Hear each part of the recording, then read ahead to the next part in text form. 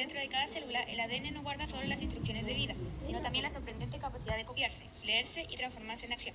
Pero, ¿cómo logra esta molécula invisible coordinar procesos tan precisos como la replicación, la transcripción y la traducción? Cuando una célula se divide, en primer lugar, debe duplicar su genoma para que cada célula hija contenga un juego completo de cromosomas. La replicación del ADN es probablemente uno de los trucos más impresionantes que hace el ADN. Si lo piensas bien, cada célula contiene todo el ADN que necesita para fabricar las demás células. De hecho, empezamos siendo una sola célula y terminamos con billones de células. Y durante ese proceso de división celular, toda la información de una célula tiene que ser copiada, y tiene que ser copiada a la perfección. Por tanto, el ADN es una molécula que puede ser replicada para hacer copias casi perfectas de sí misma. Y eso es sorprendente, teniendo en cuenta que hay casi 3.000 millones de pares de bases de ADN para ser copiadas. La replicación del ADN utiliza polimerasas, que son moléculas dedicadas específicamente solo a copiar ADN. Replicar todo el ADN de una sola célula humana lleva varias horas, y al final de este proceso, una vez que el ADN se ha replicado, en realidad la célula tiene el doble de la cantidad de ADN que necesita. Entonces la célula se puede dividir y depositar la mitad de este ADN en la célula hija, de manera que la célula hija y la original sean en muchos casos absolutamente idénticas genéticamente. La replicación del ADN es el proceso mediante el cual se duplica una molécula de ADN, produciendo dos moléculas idénticas. El objetivo de la replicación del ADN es garantizar que cuando una célula se divida, cada célula hija reciba la misma información genética que la célula madre. Pero entonces, ¿dónde ocurre? En células eucariontes, dentro del núcleo durante la fase S del ciclo celular, mientras que las células procariontes ocurren en citoplasma, ya que no tienen núcleo. ¿Y qué es el ADN? El ADN, la molécula de la vida, es un ácido nucleico formado por unas pequeñas piezas llamadas nucleótidos. Estos nucleótidos están compuestos de tres componentes químicos básicos: un ácido fosfórico, una desoxirribosa y una de las 4 bases nitrogenadas que puede tener el ADN: adenina, timina, citosina o guanina. En el ADN, los nucleótidos se encuentran unidos covalentemente entre ellos, formando dos largas cadenas que se enrollan sobre sí mismas, formando una gran hélice. Cada una de estas cadenas es complementaria a la otra, es decir, sus nucleótidos son complementarios en cada posición de la molécula, adeninas con timinas y guaninas con citosinas. Ambas cadenas además son antiparalelas, es decir, tienen sentidos contrarios. La nomenclatura 5' parte de la molécula de ribosa que se une al fosfato, y 3' parte de la molécula de ribosa que se une a otro nucleótido. Nos ayudan a conocer en qué dirección se encuentra cada cadena. Es un proceso semiconservativo en el que cada cadena parental sirve como plantilla para la síntesis de una nueva cadena hija complementaria. La enzima central involucrada es la ADN polimerasa, que cataliza la unión de desoxirribonucleósido 5'-trifosfatos para formar la cadena de ADN en crecimiento. La enzima ADN polimerasa solo puede añadir nucleótidos al extremo 3' OH de la cadena en crecimiento, por lo que la síntesis del nuevo ADN se realiza siempre en dirección de 5' a 3'. Debido a que las dos cadenas parentales son antiparalelas, esto genera un desafío. La cadena molde leída en sentido 3' a 5' puede sintetizarse de forma continua, pero la molde leída en sentido 5' a 3' requiere un mecanismo especial. Las bases están unidas mediante puentes de hidrógeno, adeninas con timinas mediante un doble enlace y guanina con citosina mediante un triple enlace. Garantiza una copia exacta del ADN. Durante la replicación, la doble hélice se separa en dos cadenas. Cada cadena sirve como molde para formar una nueva cadena complementaria. Gracias a la complementariedad, se asegura que donde hay una adenina se coloca una timina, donde hay una citosina se coloca una guanina y así sucesivamente. Permite duplicar el material genético antes de la división celular. Así, cada célula hija recibe una copia completa del ADN. Minimiza errores. Las enzimas como la ADN polimerasa pueden detectar errores en el emparejamiento gracias a esta especificidad. Etapas y enzimas que participan en este proceso. En el genoma, la helicasa, enzima que es capaz de romper los puentes de hidrógeno presentes en las unidades de las bases nitrogenadas de ambas cadenas del ADN, las separa y permite que el resto de enzimas comiencen su trabajo. Luego actúa la topoisomerasa, la cual desenreda el ADN. Junto a ella, las proteínas SSB evitan que se vuelvan a juntar sus bases, complementando a cada una mientras dure la replicación. Elongación. Las polimerasas utilizan la cadena madre de ADN para generar una plantilla del código genético de las nuevas cadenas. La ADN polimerasa 1 participa en el relleno de huecos y reparación del ADN, mientras que la polimerasa principal es la ADN 3, sintetizando en su mayoría las nuevas cadenas de ADN. Para realizar este proceso es requerida la ADN primasa, quien sintetiza los nucleótidos iniciales para replicar la cadena. A esta cadena inicial de pocos nucleótidos se le denomina cebador. Una vez establecida esta cadena, la ADN primasa 3 procede con normalidad hasta terminar la primera cadena replicada. En la segunda cadena, la ADN polimerasa sintetiza trocitos de cadena, denominados fragmentos de Okazaki.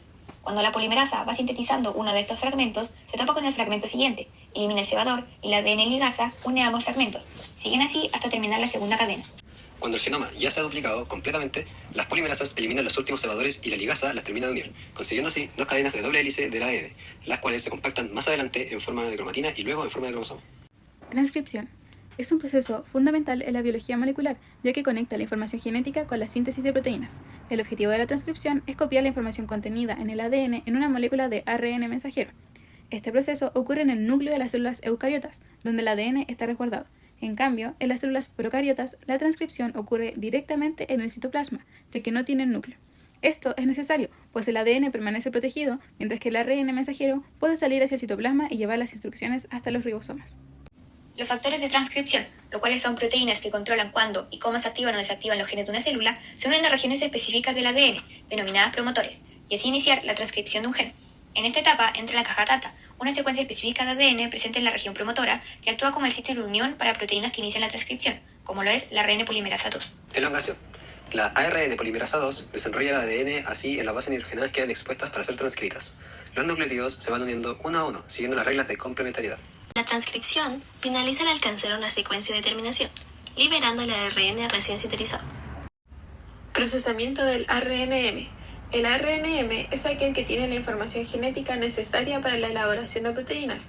También es denominado ARN mensajero. El procesamiento de este se divide en 3 etapas. Adición de la capa 5'. Se añade una estructura especial, una caperuza de 7-metilguanosina al extremo 5' del ARN mensajero en transcripción. Esta caperuza protege el ARN mensajero de la degradación y ayuda al ribosoma a unirse al ARN para iniciar la traducción.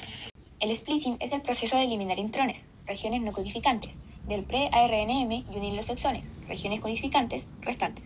Este proceso es realizado por un complejo enzimático llamado splicioisoma.